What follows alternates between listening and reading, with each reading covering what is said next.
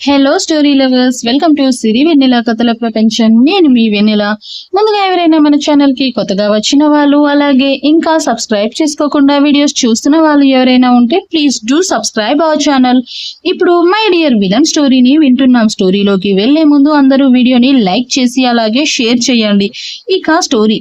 దున్నపోతుల్లా ఉన్న వాళ్ళ కంటికి ఆర్నవ్ చాలా చిన్నగా కనిపించాడు. పైగా పక్కనే ఆర్వీని చూసి వాళ్ళ మొహాల్లో వికృతమైన నవ్వు చేరి, అబ్బా థ్యాంక్స్ రా అబ్బాయి, నలుగురం ఉన్నాం, ఒక్కదాంతో ఎంతసేపు ఆడదామా అనుకున్నాము, ఇంకో దాన్ని తీసుకొచ్చి చాలా మంచి పని చేశావురా అని ఆర్వీని వంకరగా చూస్తూ ఒకేసారి నలుగురు ఒక్కసారిగా ఆర్నవ్ మీదికి కలబడ్డారు. రేయ్, ఎవర్రా మీరంతా అని అరుస్తున్న ఆర్వీని హెడ్ ని ఓ వైపుగా బెండ్ చేసి చూస్తూ ష్ అని నోటికి వేలిని అడ్డుపెట్టి తనని ఒక్క చేతితో అతన్ని వెనక్కి జరుపుకున్నాడు ఆర్నవ్ పంచ్ పవర్ తెలిసిన ఆర్వి చిన్న చిరునవ్వుతో సైలెంట్ గా అతని వెనక్కి వెళ్ళిపోయింది. నలుగురులోంచి ముందుగా తన మీదికి వచ్చిన ఒక్కడిని సెలెక్ట్ చేసుకొని అతని మీదికి చెయ్యి ఎత్తగానే ఎడమ చేత్తో వాడి రిస్ట్ ను కంప్లీట్ గా లాక్ చేసి కుడి చేత్తో వాడి ఎల్బో దగ్గర పట్టుకొని ఆర్నవ్ భుజం మీద నుండి ఆ చెయ్యిని ముందుకు తెచ్చుకొని ఒక్కసారిగా వాడి రిస్ట్ వీన్స్ మీద గట్టిగా ప్రెషర్ ఇచ్చాడు ఆర్నవ్. అంతే, చిటికిన వేలు మొదలుకొని షోల్డర్ దగ్గర ఉన్న ఆ చెయ్యి జాయింట్ బోన్ దగ్గర వరకు పూర్తిగా మొద్దుబారిపోయి స్పర్శ కోల్పోయింది వాడి చెయ్యి. రెండు వేళ్ల మధ్య నరాన్ని పట్టుకొని లాగుతున్న కొద్దీ వాడు పెడుతున్న హాహాకారాలు ఆ చిమ్మ చీకట్లో కలిసిపోయి మిగిలిన ముగ్గురిలో చావు భయాన్ని పెంచేశాయి. అయినా కూడా ఇటు ఆర్వి అటు అమ్మాయిని ఇద్దరిని చూస్తే ఆశ చావట్లేదు. గివప్ ఇవ్వడం ఇష్టం లేక రెండో వాడు పరిగెత్తినట్టే ఆర్నవ్ ముందుకు వచ్చి చెయ్యి ఎత్తాడు. మొదటి వాడిని వదిలి రెండో వాడి చేతిని గాల్లోనే ఆపేసి ఎడమ చేత్తో వాడి భుజం దగ్గర పట్టుకొని వాణ్ణి నేలకు ఒరిగించి అప్పర్ షోల్డర్ మీద ఒక్క షాట్ ఇచ్చాడు అరచేత్తో. అంతే, వాడి భుజం విరిగిపోయినంత నొప్పి కలిగింది. ఇద్దరి అరుపులని చూసి ఆవేశంగా మరొకడు వచ్చి ఆర్నవ్ను కొట్టే లోపే వాణ్ణి ఒకే చేత్తో కింద పడుకోబెట్టి అండరామ్ దగ్గర కిడికిలి బిగించి ఒక్క పంచ్ ఇచ్చాడు. ముగ్గురిని చూసి ఏ మాత్రం ఆలస్యం చేసి ఆర్నవ్కి ఏ ఛాన్స్ ఇవ్వడం ఇష్టం లేక చివరికి వాడు కూడా పరిగెత్తుకుంటూ వచ్చేశాడు. కరెక్ట్ గా రాగానే వాడి మోచేతిని కింద నుంచి ఆర్నవ్ అరచేతిని కిందికి తీసుకెళ్లి పొట్ట దగ్గర పెట్టి కిందికి అణిచిపెట్టి వాడు కిందికి పడగానే అరచేతిని వెడల్పుగా చేసి వాడి గుండెల మీద ఒక్క పంచ్ ఇచ్చాడు. అంతే, గుండె కొట్టుకోవడం ఆగి మొదలైంది వాడికి. అది కూడా చాలా స్లోగా. ఒక్కొక్కరిగా ఒక్కొక్క స్టైల్లో పంచులు ఇచ్చుకుంటూ పోతుంటే చూడడానికి సన్నగా ఉన్నా కూడా ఆర్నవ్ పంచ్ పవర్ రుచి చూసిన వాళ్ళకి భయంతో ఒక్కొక్కడికి తడిచిపోయింది. చాలా రోజుల తర్వాత ప్రాక్టీస్ లేక పక్కన పెట్టిన తన స్పెషలిజం అయిన కలరీపట్టులో పంచెస్ ను వాళ్ళ మీద గుప్పిస్తూ మరోసారి అతని విద్యకు పని చెప్పాడు ఆర్నవ్. కింద పడిన ఒక్కొక్కడు మళ్ళీ లేవలేకపోతుంటే నలుగురిని 10 నిమిషాల్లో పడుకోబెట్టేశాడు మార్షల్ ఆర్ట్స్ లోని బ్లాక్ బెల్ట్ సాధించిన మన ఆర్నవ్ బాబు. కింద పడిన వాళ్ళని నలుగురిని ఒకే దగ్గర గుట్టల్లా పేర్చి వాళ్ళ ముందు బెండ్ అయ్యి మోకాళ్ళ సాయంతో కూర్చొని సన్నగా ఉన్నాడు, చిన్నగా ఉన్నాడు అని ఎవడి క్యారెక్టర్ ఏంటో, ఎవడి పంచ్ పవర్ ఏంటో అని డిసైడ్ చేయకండ్రా. ఓవేళ డిసైడ్ చేశారో అనుకో, ఇలా ఉంటది అని చివరి వాడైన నాలుగో వాణ్ణి చూపిస్తూ 10 నిమిషాల్లో వాణ్ణి హాస్పిటల్ కి తీసుకువెళ్తే బ్రతుకుతాడు. 10 నిమిషాలు దాటి 30 సెకండ్స్ ఎక్కువైనా చాలు, వాడు స్పాట్ డెత్ అని వాడు చెంప తట్టి వార్నింగ్ ఇచ్చి పైకి లేచి నిలబడిన ఆర్నవ్ వెనక్కి తిరిగి చూసేసరికి ఆర్వీని గట్టిగా పట్టుకొని ఏడుస్తున్న అమ్మాయిని చూసు ముందు వెళ్ళి ఆర్వీ ఏమైంది అని అడిగాడు బేస్ వాయిస్ లో. ఆర్నవ్ క్వశ్చన్ కి ఆమెను వదిలిన ఆర్వీ వెనక్కి తిరిగి చాలా భయపడినట్టుగా ఉందిరా ఈ అమ్మాయి అని చెప్పింది. ఏమైనా అని ఆగిపోయాడు ఆర్నవ్.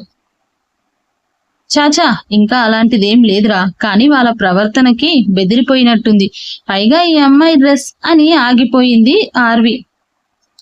ఆమె మొహం చూసిన ఆర్నవ్కి ఆ అమ్మాయిని చూడగానే షాక్ కొట్టింది.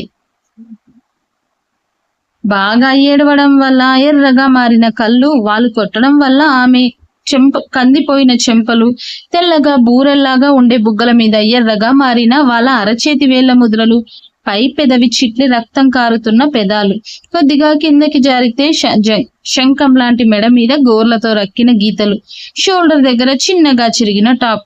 టెన్షన్ వల్ల చెమటకు ఆమె మొహం ఇంకా మెడ మీద అంటుకుపోయిన జుట్టు. బేలగా అతన్ని చూస్తున్న సరయుని చూడగానే ఆర్నవ్కి జాలిగా అనిపించింది. హే సరయు, నువ్వేంటి ఇక్కడ అని అడుగుతున్న ఆర్నవ్ని చూసి అమాంతం వెళ్లి అతన్ని గట్టిగా చుట్టేసుకొని ఏడవడం మొదలు పెట్టింది సరయు గట్టిగా. ఆమె దూకుడికి ఒక్క అడుగు వెనక్కి వేసి తూలి కింద పడబోయిన ఆర్నవ్ తనను తాను తమాయించుకొని సరిగ్గా నిలబడుతూ ఆమె వీపు చుట్టూ చేతులు వేసి వీపు మీద చిన్నగా తడుతూ,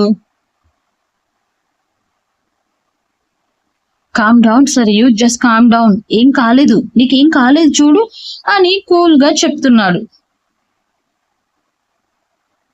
వాళ్ళిద్దరిని చూస్తున్న ఆర్వికి ఏం అర్థం కాలేదు. ఎందుకంటే అంతకుముందు ఆర్వి సరయుని చూడలేదు, ఫస్ట్ టైం చూస్తుంది. ఆమె ఎవరు అన్నట్టు ఆర్నవ్ని చూసి కళ్ళెగరేసింది ఆర్వి. హాస్పిటల్లో అన్య పక్కనే సరయు ఉన్నా కానీ ఆరవ్కి ఏమైందో అన్న కంగారులో సరిగ్గా చూడలేదు.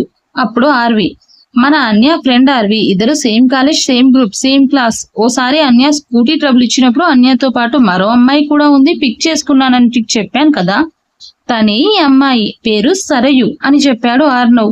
హో ఓకే ఓకే, ఊరుకో సరయు, ఏం కాలేదు కదా, ఎందుకు అంతలా ఏడుస్తున్నావు అని ఆర్వి కూడా సరయుని సంధాయించింది. సరయు ఆర్నవ్ గుండెల మీద తల పెట్టుకుని వెక్కుతూ ఏడ్చింది. ఆమె అలా పట్టుకోవడంతో ఆర్నవ్కి ఇబ్బందిగా అనిపిస్తుంటే ఆమెని దూరం జరపబోయాడు ఆర్నవ్. చిరిగిన డ్రెస్ నుండి అతని మునివేళ్లు నేరుగా ఆమె శరీరాన్ని తాకుతుంటే ఉలిక్కిపడి తన ఒంటి మీద ఉన్న జాకెట్ తీసి ఆ అమ్మాయికి ఇచ్చి, ముందు పద, ఇక్కడి నుంచి వెళ్దాం అంటూ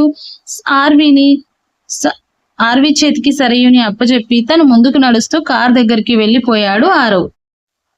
ఆర్నవ్ వెనకే ఆర్వి సరయుని తీసుకొని కార్ వరకు వచ్చి కార్లో వెనక సీట్లో ఆర్వి సరయు ఇద్దరు కూర్చున్నాక ఆర్నవ్ డ్రైవింగ్ స్టార్ట్ చేశాడు. జర్నీ మధ్యలో కూడా సరయు ఇంకా వెక్కుతూ భయపడుతూ ఉండడం చూసి డాష్ బోర్డ్ నుంచి వాటర్ బాటిల్ తీసి ఆర్వి ముందుకు పెట్టి తనని చూపించాడు ఆర్నవ్.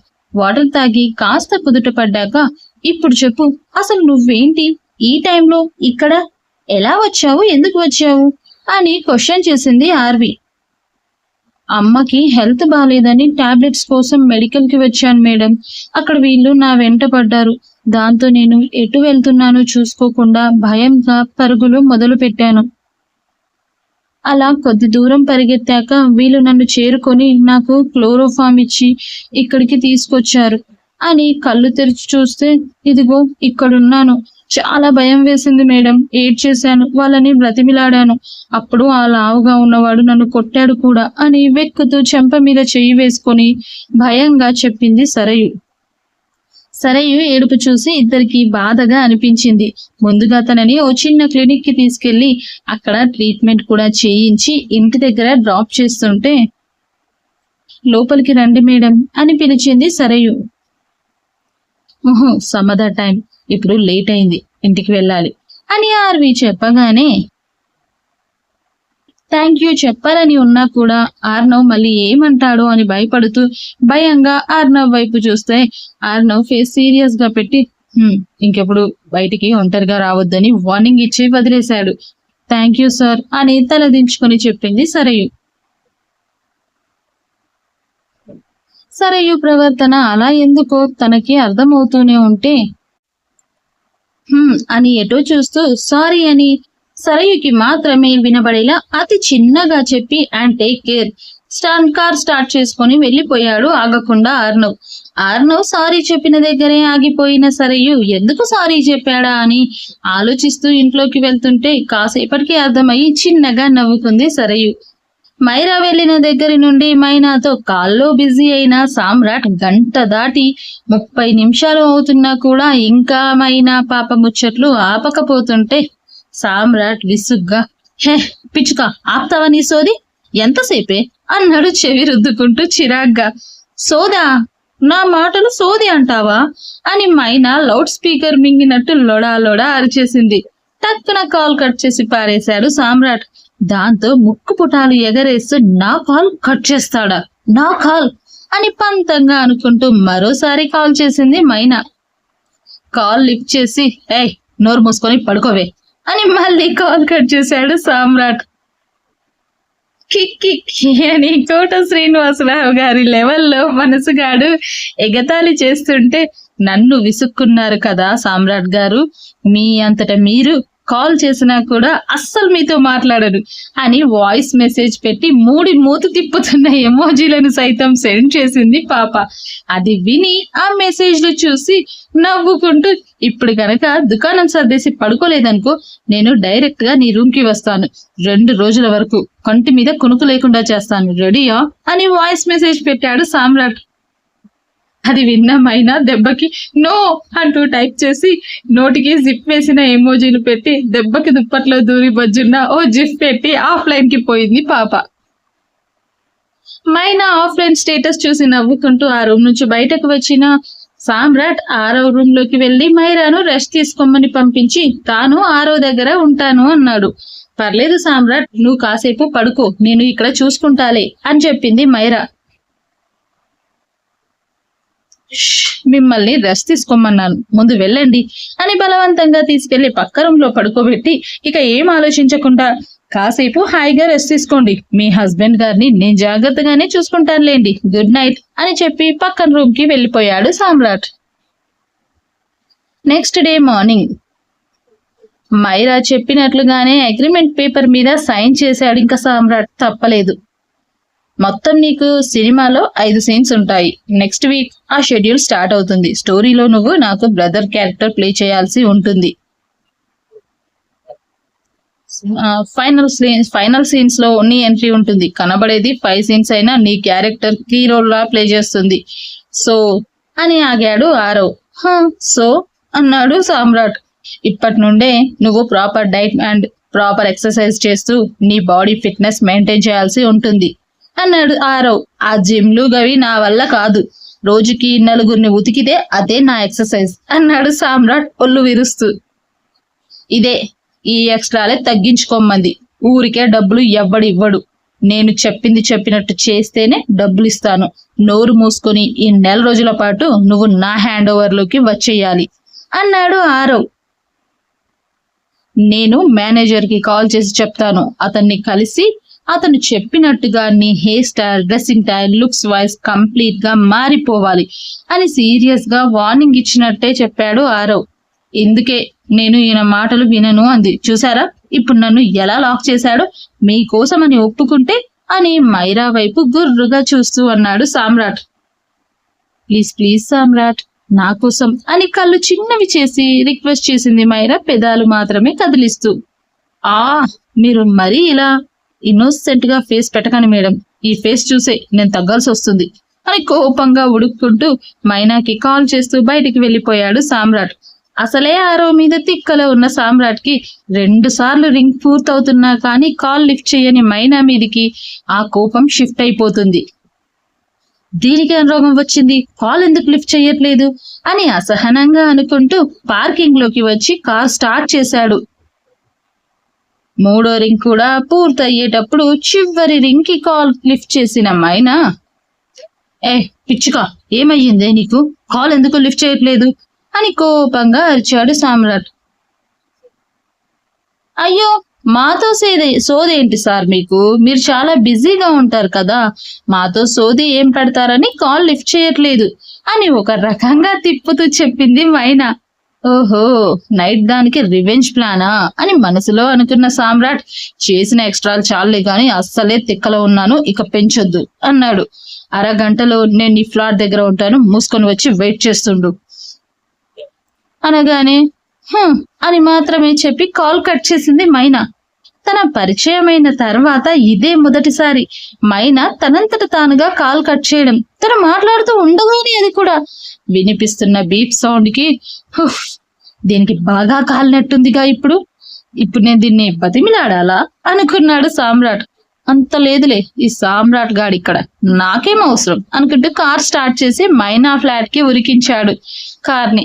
అరగంట తర్వాత మైనా అపార్ట్మెంట్ ముందు వెయిట్ చేస్తున్న సామ్రాట్ విసుగ్గా 2వసారి కాల్ చేసి, ఇప్పుడు గనుక నువ్వు కిందికి రాలేదనుకో, ఇక 2 రోజుల పాటు రూమ్ లోంచి బయటకు రాలేవు అని కోపంగా సామ్రాట్ చెప్తున్న చివరి అక్షరం పూర్తి కాకముందే లిఫ్ట్ లోంచి బయటకు వచ్చిన మైనాను చూసి చేతిలోని ఫోన్ ని కింద పడిపోయింది కూడా చూసుకోలేదు. పాపం సామ్రాట్. మరి మా పిచ్చుక రివెంజ్ ప్లాన్ చేసింది. అట్లుంటది మరి మన పిచ్చుకతోటి. నెక్స్ట్ ఏం చేసిందో తెలుసుకోవాలనుకుంటే వెయిట్ చేయండి, వింటూనే ఉండండి my dear villain only and Sirivennela కథల ప్రపంచంలో. అండ్ స్టోరీ నచ్చితే లైక్ చేసి షేర్ చేయడం మర్చిపోదు. లైక్స్ ఎంత ఎక్కువ వస్తే అంత షేరింగ్లు ఎంత ఎక్కువ షేర్ చేస్తే మన స్టోరీ కూడా అంత పాపులర్ అవుతుంది. అప్పుడు నేను కూడా అప్డేట్స్ వెంటనే ఇచ్చేస్తాను. అర్థమైందా?